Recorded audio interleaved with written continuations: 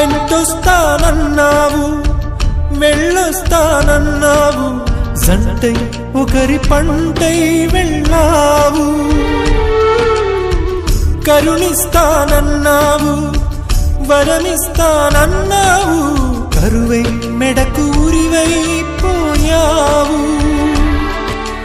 దేవతలోనూ ద్రోహం ఉందని తేలిపావు, దీపం కూడా దహిస్తుందని తేల్చావు.